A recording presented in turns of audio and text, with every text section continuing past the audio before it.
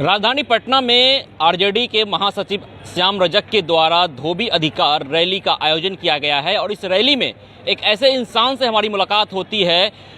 आप देखिए, यह गेटअप है बाबा साहब भीमराव अंबेडकर का और उन्हीं के गेटअप में ये शख्स मुझे मिले हैं। आखिर इस गेटअप का क्या उद्देश्य था? उद्देश्य है कि बाबा साहब को जन जन तक उनके माध्यम से संविधान की सोच को, संविधान की रक्षा हेतु जन जन तक पहुँचे। संविधान की रक्षा, क्या संविधान की रक्षा नहीं हो पा रही है? हो रही है, लेकिन अधिकार जो सबको मिलना चाहिए वो नहीं मिल पा रही है। किस तरह का अधिकार? जो लोग शिक्षा से दूर हैं, जो समाज पिछड़े हुए हैं, उन्हें बराबर का अधिकार मिले। कौन समाज पिछड़ा है? जो शिक्षित नहीं है, चाहे वो किसी भी समाज के बच्चे हो, जो आर्थिक रूप से कमज़ोर हैं उनकी। तो ये सरकार की जिम्मेदारी होती है कि जो शिक्षित नहीं उन्हें शिक्षा देना, जो बेरोजगार है उनको रोजगार देना। जरूर जरूर। तो सरकार में अभी आरजेडी है, उसी कार्यक्रम में आप आए हैं, तो क्या इसके खिलाफ आपने आवाज़ उठाई?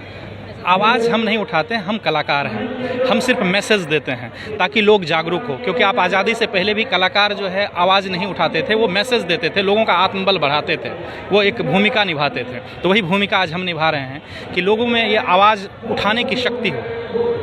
आपको लगता है कि हिंदुस्तान में जो है वो संविधान का हनन किया जा रहा है? नहीं, ये हम नहीं कह सकते क्योंकि हम कलाकार हैं।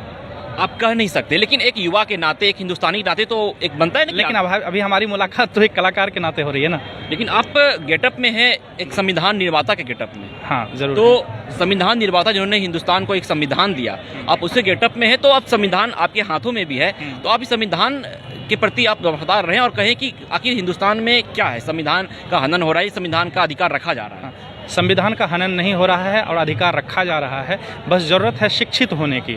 जो वर्ग, चाहे किसी भी वर्ग के बच्चे हो, उसे शिक्षा की ज़रूरत है, उसे शिक्षा दिया जाए जो आर्थिक रूप से कमज़ोर है।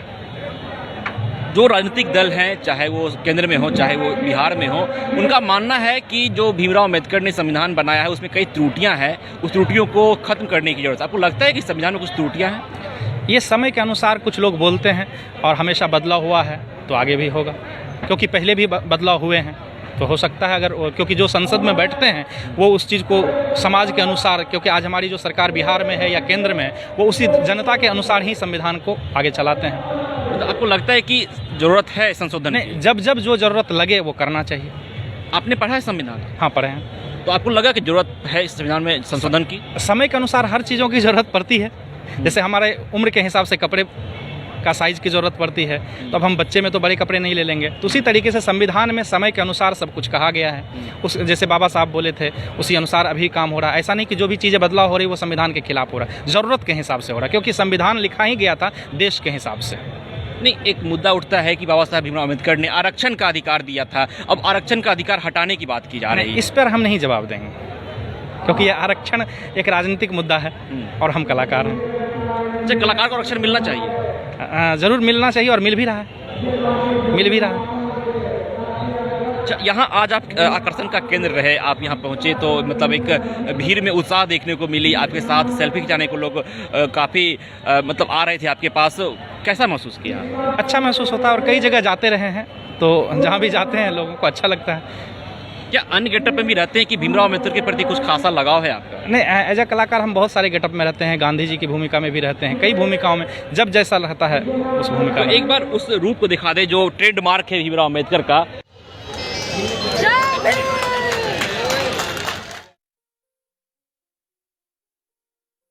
ये लो, मुंह मीठा करो। आज मैंने अपना जॉब छोड़ दिया, अब हम पूर्णिया वापस जाएंगे। जॉब छोड़ दिया है? मतलब ये घर कैसे चलेगा? हम करेंगे क्या? और माँ बाबूजी क्या बोलेंगे? इसलिए मैं एक और मिठाई का डब्बा लाया। अपने बिजनेस के लिए लोन अप्रूव हो गया। अरे लोन अप्रूव हो गया वो तो ठीक है, लेकिन पूर्णिया में हम रहेंगे कहाँ? अपना घर भी तो नहीं है वहाँ। इसलिए तो एक और मिठाई का डब्बा अलग से लाया हूँ। हमने पूर्णिया में घर ले लिया है, पूर्णिया के ई होम्स पैनोरमा में। पूर्णिया में पैनोरमा ग्रुप लेकर आए हैं ई होम्स पैनोरमा। बड़ा घर, आलीशान जिंदगी और अत्याधुनिक सुविधाओं के संग। अरे अरे, अब क्यों मुंह मीठा करवा रही हो? क्योंकि हम घर वापसी जो कर रहे हैं।